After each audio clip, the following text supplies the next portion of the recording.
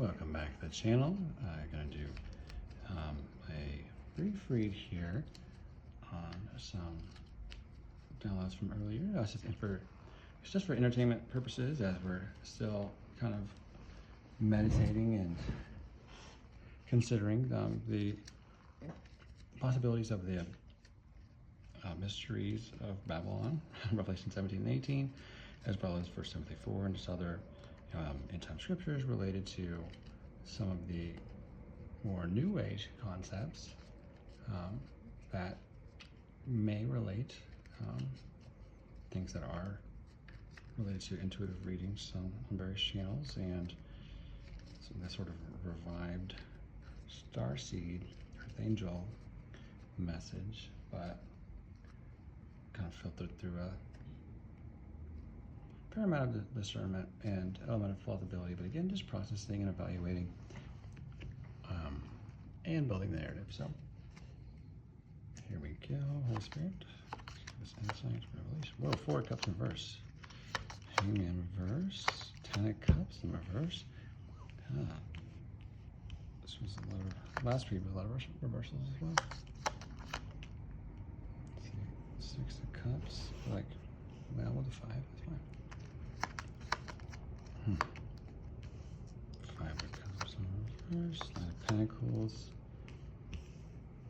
6 of wands reverse. Knight of wands. Ace of wands. Yeah, I just want to, I'll preface by saying that, like, part of, idea that we're just kind of entertaining here is the idea behind, okay, so Babylon, we know, like, it deals with and trafficking of the souls of men, right? And there's some occultic literature that talks about just like where Hitler was, motivated by some demonic spirit, to like, he's like type of shadow of the Antichrist, and it's part of this concept, might be a first under idea of the trafficking of the souls of men is having to do with part of their soul is their destiny, their inheritance in God to accomplish purposes, and it's related to relationship with Christ, but it's always the exchange, and so the concept of selling souls in a sense, but it's not necessarily that. It's more like selling inheritance. Esau sells his inheritance, right? It can be that. But there's occultic ideas, that like at a certain point Hitler moves, other than Nazi movement moves to more of a spiritual inheritance stealing. So the idea that there could be like, with all of these sort of concept of destiny swaps, which I can mark it. I need to have like a link to like explain it, so I don't feel tempted to like talk about it for 10 minutes every time to do that. So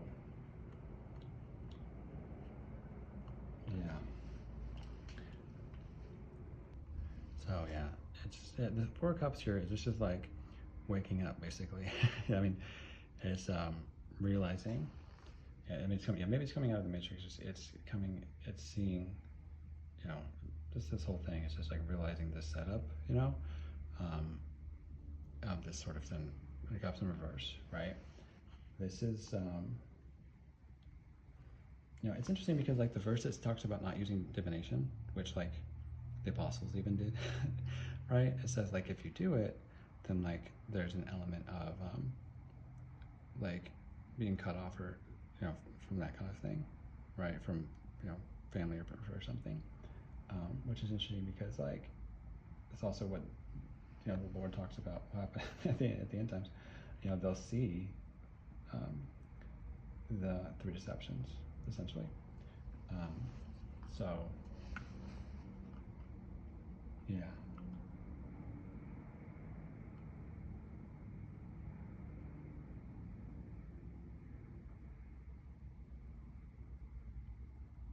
So yeah, part of that, this hangman reverse here is just that when you try to do that, there's like the ones who like are trying to like the gaslighting, pretending that it doesn't exist, or trying to keep the pharisaical false front around everything.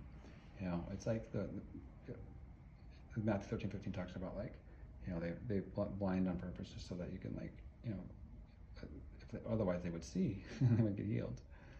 But they were never willing to drop that control, and so that caused them to be out of sync with you. You know, this timeline of the revelation of leaving Babylon, right?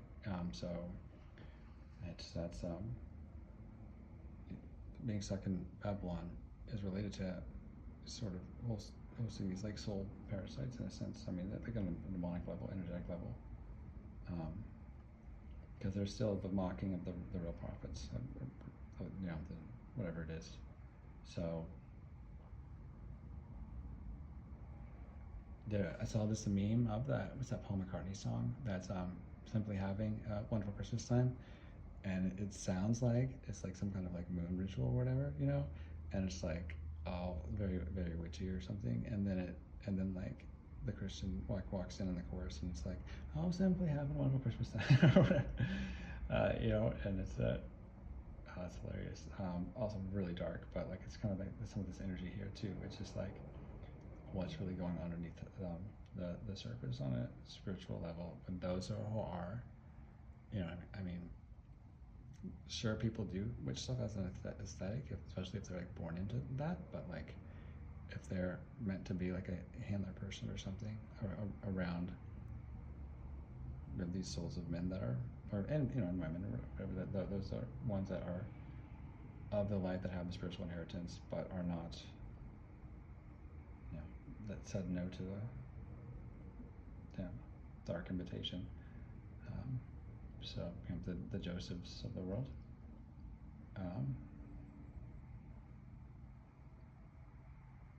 So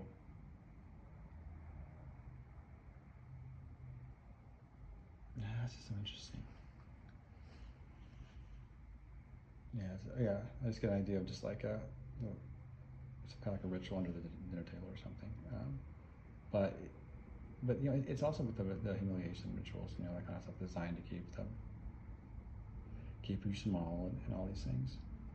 So it's, you know, that Micah 7:6, a man's enemies will be the members of his own household or something like that. But this is like being assigned into a contract too, I think, a little bit too. It's not a bond reverse too. Is you know, it's like a functioning within like the whole system, where these ones that are sent to kind of the Jezebelic to seduce the chosen one, or I hate to keep saying chosen one, but the called one who walks in it or something, or one who has a spiritual inheritance that they want to reroute to the whatever, the new age practitioner or something, or to, you know, the cult, the coven, the secret society, whatever Babylonian expression it is.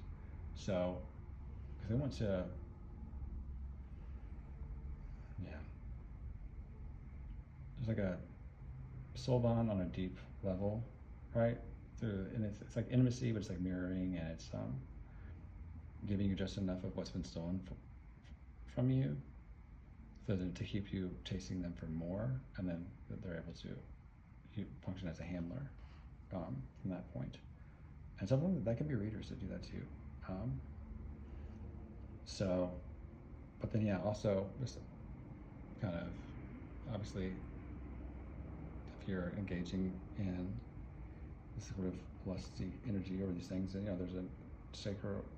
I mean, I don't know. They definitely believe in this like sort of sacred element that's being rerouted from certain coverings or certain manifestation abilities or prayer things. So these are the things where it's just like you pray and you manifest and things like that sometimes, but it can feel like it's been rerouted,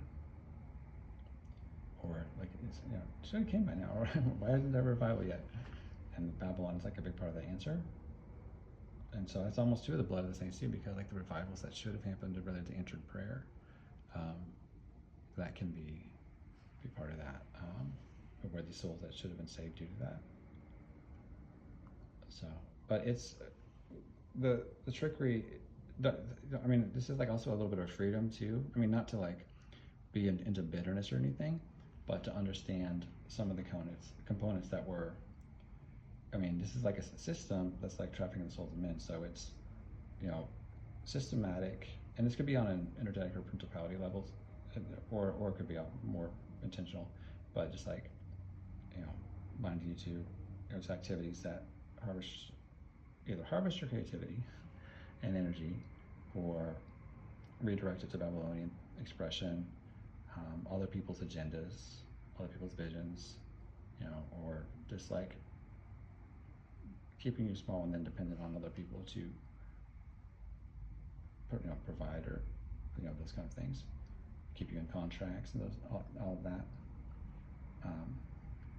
But I mean, these are like, because too, it's weird because like some of these things we're talking about, like what possession looks like. A lot of times that can be like, there are so many people that are, I mean, in Facebook where the blue is open and like I would not, there's so many, there can be negative consequences of all these things. So I'm not advertising it, like a lot of serious ones, but like love spells, you know, which can backfire and make people into obsessive and BPD and all these things like that. But like when we're talking about how these people are, you know, I mean, like Paul said it, you know, Galatians 3:16. Now, who bewitched you or whatever? There's a lot of these new age, like former ex-witches, talk about like how this using their power to either bring the wrong people together, you know, karmically, or disrupt families, or true unions, or just other random demonic assignments, not random, but like intentional ones, to accusation and disqualification, and then the rerouting of inheritance or disqualification, these things. So yeah, just getting people assigned to roles and covenants that are not the not their calling, you know, and then but like settling for less due to intentional economic oppression. But then like, yeah, I mean, some of the things there is like, you know, it seems like what would be called like MK Ultra mind control type things. It's there are certain trigger words that can be encoded through trauma or just different systems and things like that. But like, not to give that more power, but it's part of waking up that, so this is just decreeing your power, taking it back, like we always talk about. Yeah. So yeah, because there's, oh, what is that? Yeah, that's like, yeah, because that this Ten of Cups in reverse is where there's like certain families. If you saw that movie, I don't, I'm never advertising watching this. You can just Google what it's about, you know. But there's like the movie Parasite. The family is kind of used as this sort of proxy from Babylon.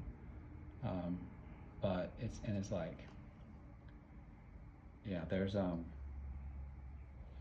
know, they find their way into this person's life, or, you know, and that's sometimes what these entities can even do, when targeting a certain, like when someone starts to ascend or activate, or certain doors are opened or whatever it is, to systematically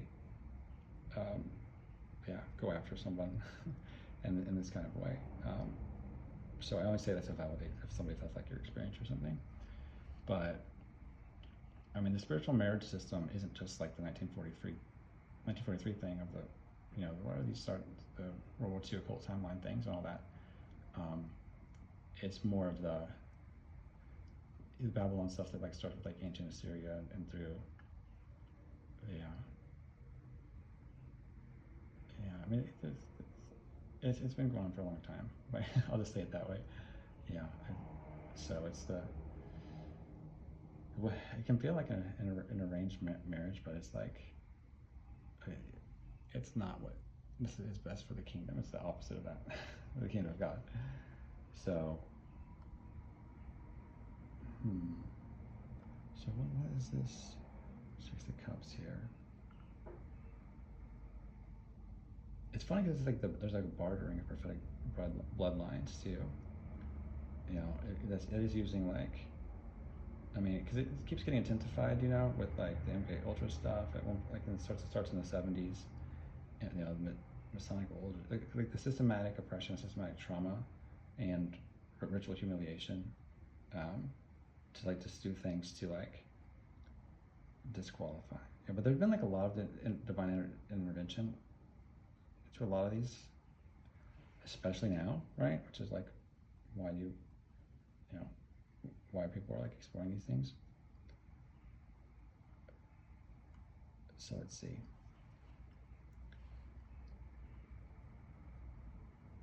Okay, so this, yeah, the Six of Cups is kind of like that.